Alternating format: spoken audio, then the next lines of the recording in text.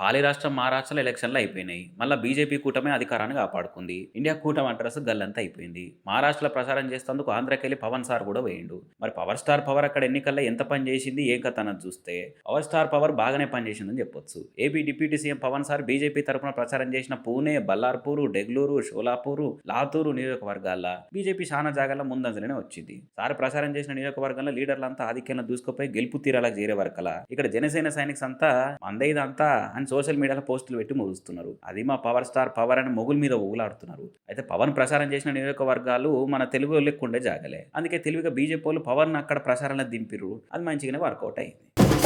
అవేటోళ్ళ ముంగట బోర్ల పడ్డట్టు అయిపోయాయి కదా ముఖ్యమంత్రి రేవంత్ కథ. పాప మహారాష్ట్రలో పార్టీ ఘోరంగా ఓడిపోయే వరకలా బండి సంజయ్ అయితే అవేవేయ నెగ్గిరిస్తున్నాడు. ఇప్పటిదాకా మహారాష్ట్రలో 10 సార్లు ప్రచారాన్ని పోయాడు రేవంత్. కానీ దరిద్రం ఏంటంటే ఆయన వైపు ప్రచారం చేసిన అన్ని జాగాల క్యాండిడేట్లు నెత్తి మీద తడిగుడ్డ వేసుకొని ఏడుస్తారు. ఇప్పుడు మహారాష్ట్రలో కాంగ్రెస్ కూటమి గెలిపించేందుకు తెలంగాణ, కర్ణాటకకి వెళ్ళి పైసలు చదివారు, అడగోలు ఖర్చు పెట్టిరు. కానీ అదంతా బూడిద పలే అయింది. ఎంత ఊరుకులాడినా అక్కడ వాళ్ళు గెలవలేదు, వాళ్ళ పప్పులు ఉడకలేదు. కర్ణాటక, తెలంగాణ కాంగ్రెస్ వల్ల పాలన చూసిరు కాబట్టి జనాలను బొంద పెట్టిరు. కాంగ్రెస్ పాలిత రాష్ట్రాల ఫెయిల్యూర్స్ చూసిరు కాబట్టి ఒడగొట్టిరని తిప్పిపోడిచిండు. కాంగ్రెస్ పార్టీ విపరీతంగా తెలంగాణ నుంచి డబ్బులు మొత్తం కాంగ్రెస్ పార్టీకి పోయినాయి. మహారాష్ట్రలో ఖర్చు పెట్టిన డబ్బంతా ఇటు తెలంగాణ నుంచి అటు కర్ణాటక నుంచి సంచులు పోయినాయి. వేల కోట్ల రూపాయలు పోయినాయి. అలా డబ్బులు విపరీతం ఖర్చు పెట్టారు. డబ్బుల ద్వారా అబద్దాల ద్వారా గెలుద్దాం ప్రయత్నం చేశారు. అవి పనిచేయలే.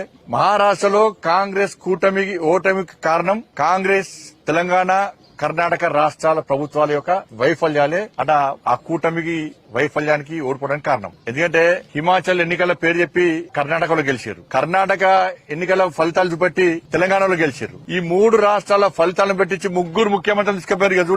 ఇక నన్ను చూడు అందరూ చూడండి, మొత్తం మహారాష్ట్ర మొత్తం తెలంగాణ రాష్ట్ర ముఖ్యమంత్రి రేవంత్ రెడ్డి గారు అయితే 10 సార్లు వేణి కావచ్చు. ఆయన వేయిన సీట్లు మొత్తం ఓడిపోయినాయి. చూసిరా బండి సంజయ్ కూడా ర్యాగింగ్ చేయబట్టే రేవంత్ సారు బండి సార్ ఇద్దరు చీకటి దోస్తులు ఒకరి కోసం ఒకరు జానిస్తారని బయట జనం అనుకుంటుంటే రేవంత్ సార్ని ఎక్కిరించుకుంటే బండి అన్నేమో ఇట్లా జలకి ఇవ్వబట్టే అని కామెంట్లు చేస్తున్నాడు జనాలు.